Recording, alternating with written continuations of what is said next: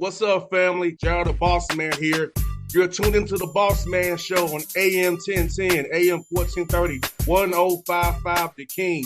Let the King out at 105theking.com and the Bossman Show at bossmanshow.com. Hit me up on Instagram, The Bossman Show, Twitter at Bossman Show, and Facebook, Bossman Show. It's the Bossman on your radio. Listen to the Bossman Show with your host, JR, Saturdays at 9 a.m. right here on AM 1010, The King. What's up, good people?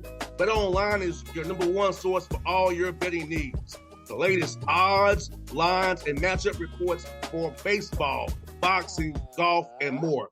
BetOnline continues to be the fastest and easiest way to place your wagers, including live betting and your favorite casino and card games available to play right from your phone. Head to the website or use your mobile device to sign up today and get in on the action. Remember to use your promo code BELIEVE, B-L-E-A-V, for your 50% welcome bonus on your first deposit.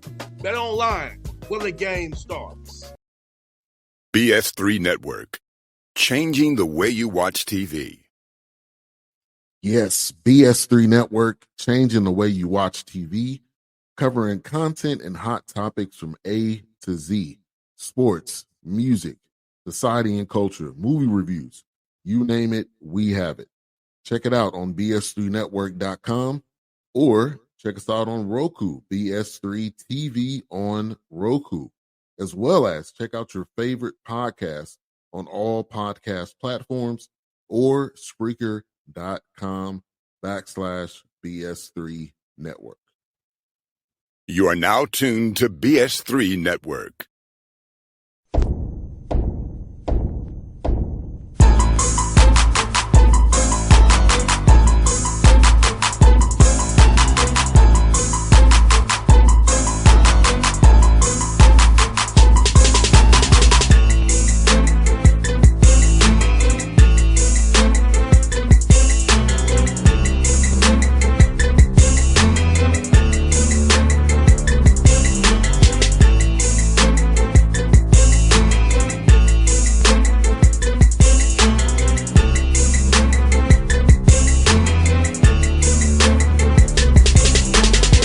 Back on the Bossman Show with Coach Travis DeCuire here of the Montana Grizzlies, the Big Sky champions. Left boys out with the Nets cut down. Coach, good talk to you, man. How things out there in Montana, man?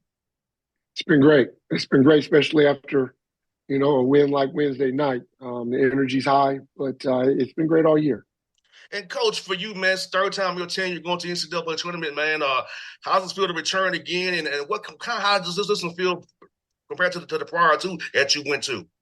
You feel like it's long overdue. We went back to 18-19. At the time, we had been in 4 out of 5 championship games. And then COVID hit. And you don't really realize it until you look back how much it impacted our culture. Just the way that you recruit, the lack of actual interactions when you're building a team, and you really don't know what you have until you go to war. And so it took us a long time to get our culture back. And so right now, this is one of my favorite experiences in terms of how we built this group and how they've come together for one another. So it's been a fun ride this year. And Coach, talk about this, Coach, how from you to the strength and conditioning coaches, compliances, the managers who take care of things, the people don't see, all the people who poured in this program to help you get to this point, and that sacrifice that they make, and also including you and your staff and the players, all the time you put in. So talk about just giving that piece of yourself for the greater good of a team and seeing it come to fruition in Boise on Wednesday night. It's why I'm sitting here in the Zoom with you right now. We've got a manager that stuck around over the winter break. Everybody went home during winter vacation for those 3-4 weeks we were out of school, and we got one that showed up for every practice. We had another one that got in his car and drove to Portland for our game on the road to be there with our guys, getting up shots before the game, after practice, things like that. Our managers come back late night. They're here early in the morning. We got a couple of young ladies that at least one of them's at every practice, running our score clock.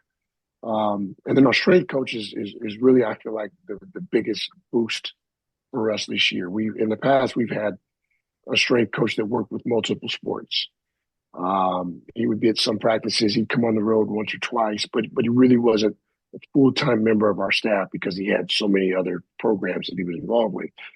And last year we lost in championship game, and I felt like we didn't have the toughness we needed to finish in a championship game. And I believe physical toughness leads to mental toughness. And so we invested in a new full-time position every practice, every road trip as a member of our staff. A guy by the name of Andrew Barrier, and he's been incredible with our group. The guys feel his investment, and so they get the most out of, the nutrition and the time in the weight room. And I felt like we were the strongest team in the tournament this year. No doubt, Coach, and you were on a hell of a streak, man. 14 and 15 to end the regular season through the Big Sky tournament. And I want to ask you this: how did that overtime loss to Portland State kind of allow you to refocus your team and teach from a loss rather than trying to teach from a win? Because you can really go a little harder at them after a loss, a tough one like that, than you can trying to learn and get better off wins all the time. Well, when you're on a streak, sometimes you forget you're human, right? And when you're young, you feel like you can't lose when you're on that ride. And so I think it was healthy for us to reevaluate where we were, because there were some things we weren't doing well during our streak. And, you just kind of keep playing and until you pay a price, and then you get everybody's attention again. But also for the staff, we were closing close games a certain way. And we had a couple guys get hurt the game before the Portland State game. And it changed how we played the last 4 or 5 minutes of a game. And we went 5 minutes without scoring at Portland State after building a 10-point lead.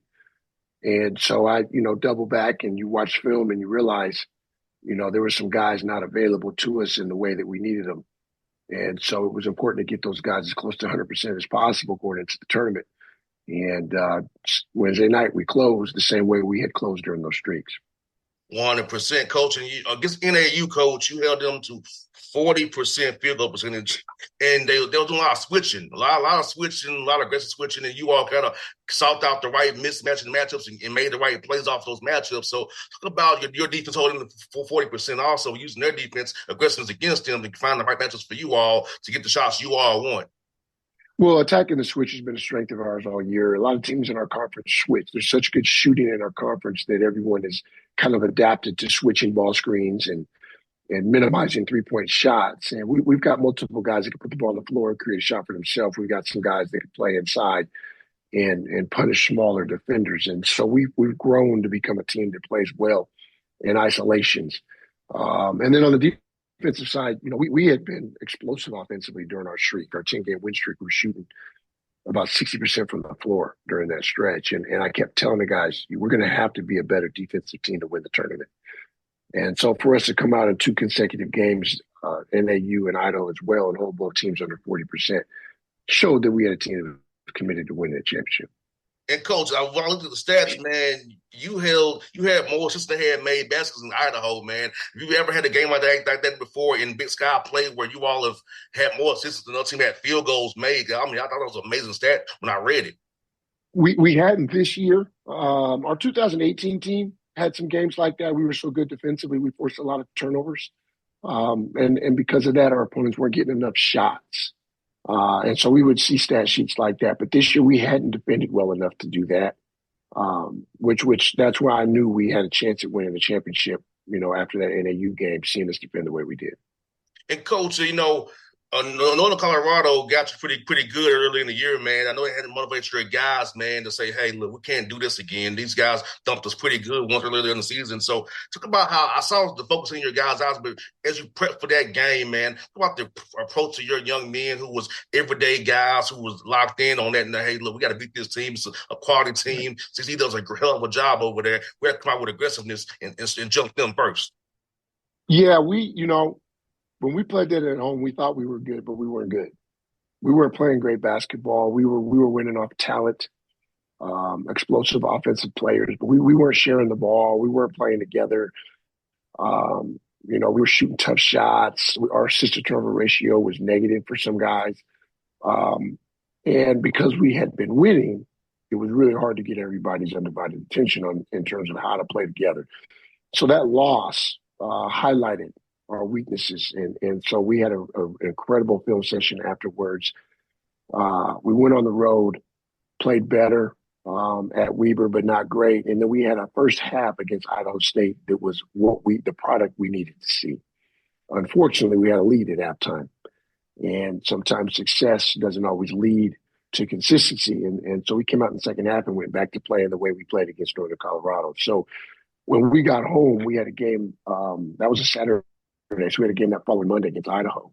And we spent Sunday really just in meetings with the core group of guys that were the problem, which were all our best players. And we watched film and we had a long conversation about sharing and playing together and what everyone needed from one another. It was the most honest conversation that I've ever had a team have because one of our leaders spoke up.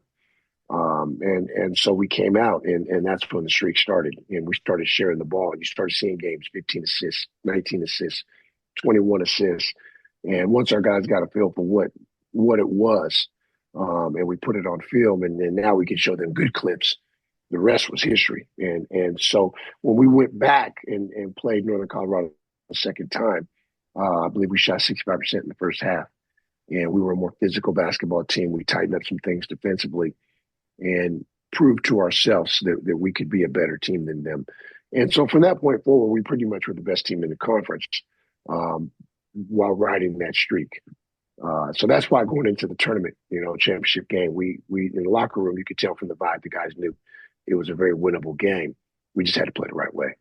No doubt, Coach. You had guys on your roster, Joe, first team, Malik Moore, Brandon Whitney, Money Williams, top reserve, second team. You had a talent on your roster. And like you said, having them all come together and contribute, and Kyle Johnson, all tournament team as well. So you get five guys recognition on your roster, man. And just like talk about like you said, getting them to share that ball, just having us meshed the right way. Because in this game, people can get selfish and they're thinking about our next year contracts and having to put all that on the back burner for that greater good, and having these five young men who perform very highly for you got recognition to come together, man. It's amazing to see. Right.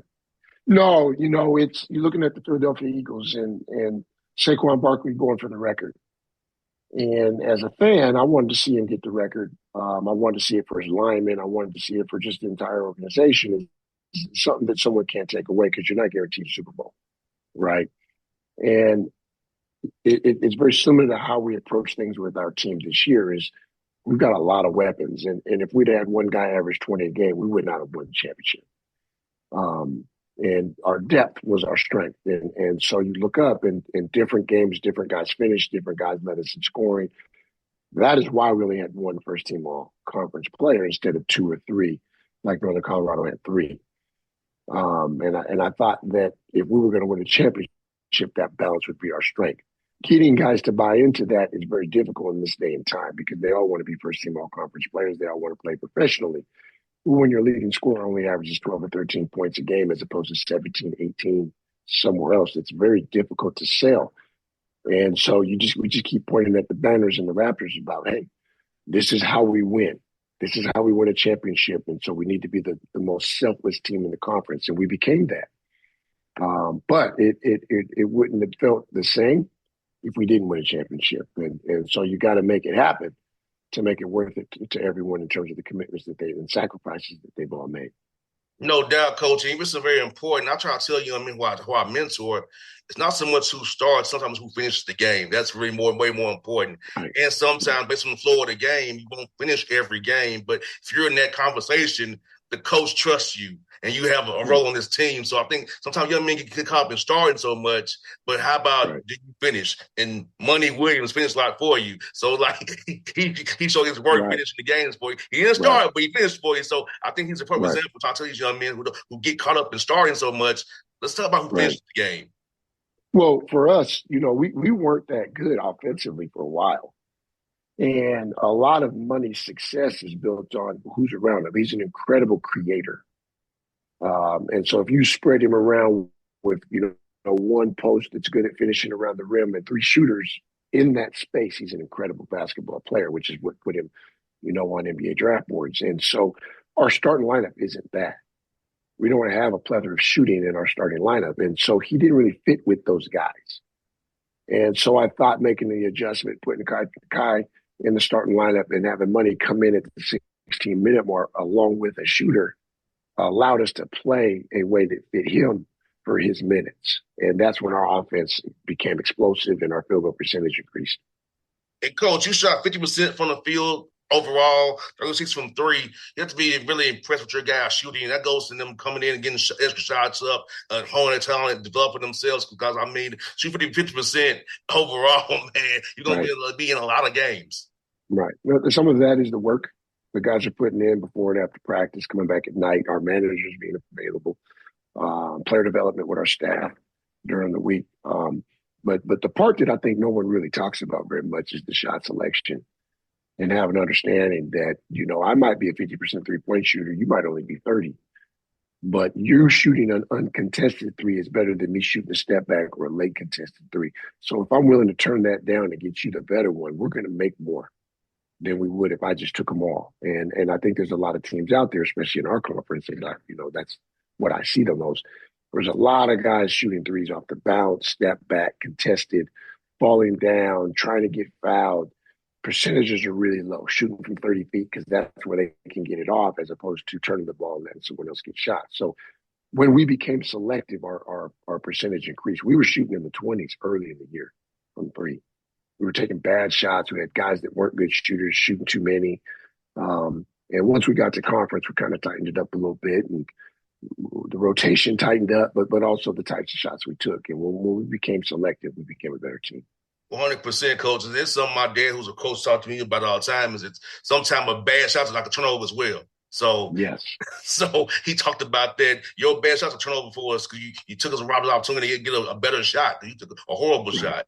So right, 100%. And you also did a good job limiting real turnovers as well this year, even in basketball. Talk about your guards and how they really took care of the ball for you, got you into your actions the right way, and making smart decisions with the ball, and just making smart shot selections with the ball as well. We talk about trust a lot.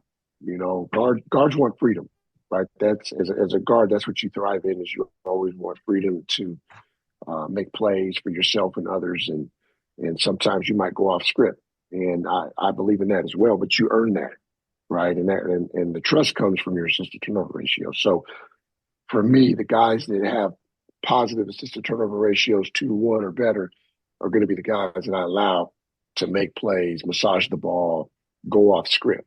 And Brandon Whitney's an example of that, where he'd go 4 or 5 games without a turnover.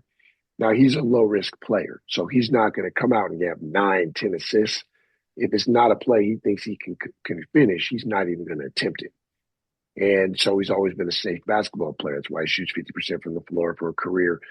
And his assist-to-turnover ratio, I believe, is 3-to-1 for his career.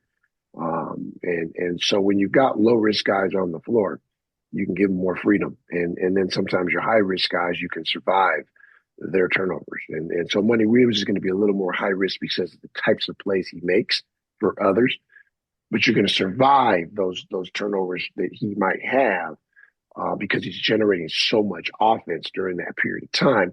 And then you've got the low risk guy next to him on the floor. So it creates a good balance. One for you, coach, man. 25 wins this season, man, in a tough league, tough non-league place. So talk about the accomplishment of getting that many wins, knowing the tough non-league that you had, and going through the Big Sky, which we know is tough every night. It's hard, we're going to be top 30 every year in non-conference schedule. Whether that's 4 or 5 guarantee games. Our tournament, we always try to bring in one team that's going to be a contender in their conference at least. And then we'll play some mid-majors, the Utah States, the Northern Iowas, the San Franciscos of the world that are operating at a high level. And we hope that, we could pick some of those off. And so you're going to look up at your record's not going to be what some of the other teams in your conferences might be because you played so many games on the road. But I think the most important thing for us is building tough skin, play at a high level, compete at a high level, show us our warts early. And so that's what those teams do, is they help us develop who we are. It gives us an understanding when we look in the mirror what our strengths and weaknesses are. It's a lot easier to talk to a young man about areas of growth and things that he's not good at after we get our butts kicked as opposed to playing weak competition and winning every game. So I think tough schedules in November pay off in March. 100%. Coach DeCuire, thank you for your time as always, my brother. I'll be cheering for you, tournament. Hopefully, we're talking again in a week or so. We're going to the Sweet 16, Coach. We'll talk to you real soon after that, brother. Let's do it. I appreciate your time. I appreciate your interest in our program. Thanks, Coach. Thank you so much, brother. You be safe, man. Thank you. You too. All right. Enjoy your day. BS3 Network. Changing the way you watch TV. Yes, BS3 Network, changing the way you watch TV, covering content and hot topics from A to Z, sports, music, society and culture, movie reviews, you name it, we have it. Check it out on bs3network.com or check us out on Roku, BS3 TV on Roku, as well as check out your favorite podcast on all podcast platforms or Spreaker.com/BS3 Network. You are now tuned to BS3 Network. What's up, good people? BetOnline is your number one source for all your betting needs. The latest odds, lines, and matchup reports for baseball, boxing, golf, and more. BetOnline continues to be the fastest and easiest way to place your wagers, including live betting and your favorite casino and card games available to play right from your phone. Head to the website or use your mobile device to sign up today and get in on the action. Remember to use your promo code BELIEVE, BLEAV, for your 50% welcome bonus on your first deposit. BetOnline, where the game starts. What's up, family? Jared the Bossman here. You're tuned into the Bossman Show on AM 1010, AM 1430, 1055 The King. Check The King out at 105theking.com and the Bossman Show at bossmanshow.com. Hit me up on Instagram, The Bossman Show, Twitter at Bossman Show, and Facebook, Bossman Show. It's the Bossman on your radio. Listen to The Bossman Show with your host, JR, Saturdays at 9 a.m. right here on AM 1010, The King.